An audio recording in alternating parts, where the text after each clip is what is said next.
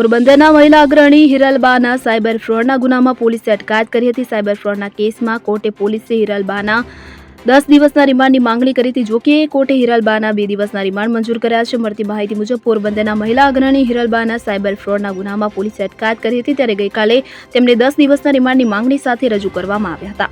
અદાલતે 2 દિવસના રિમાન્ડ મંજૂર કર્યા છે. હવે સાયબર ફ્રોડ અને ડિજિટલ અરેસ્ટમેન્ટના મુદ્દે પોલીસ પૂછપરછ હાથ ધરશે. અપહરણ અને પૈસાની લેતી દેતી બાબતે હિરલબા જાડેજાના રિમાન્ડ પૂરા થયા બાદ તેમને જૂનાગઢની જેલમાં મોકલવામાં આવ્યા હતા. ત્યારબાદ પોરબંદર પોલીસે તેમની સામે સાયબર ફ્રોડ અને ડિજિટલ અરેસ્ટમેન્ટની ફરિયાદ નોંધી હતી, જેમાં હિરલબા જાડેજા સહિત 6 સામે ફરિયાદ નોંધવામાં આવી હતી. પોલીસ તપાસમાં પણ હિરલબા જાડેજાની મોટી ભૂમિકા સામે આવી.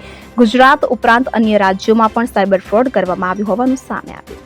હવે જુઓ દેશ દુનિયાની તમામ ખબરો તમારી આંગળીના ટેરવે. ઉઠાવો મોબાઈલ અને ગૂગલ પ્લે સ્ટોર પરથી ડાઉનલોડ કરો અમારી CN24 ન્યૂઝ મોબાઈલ એપ.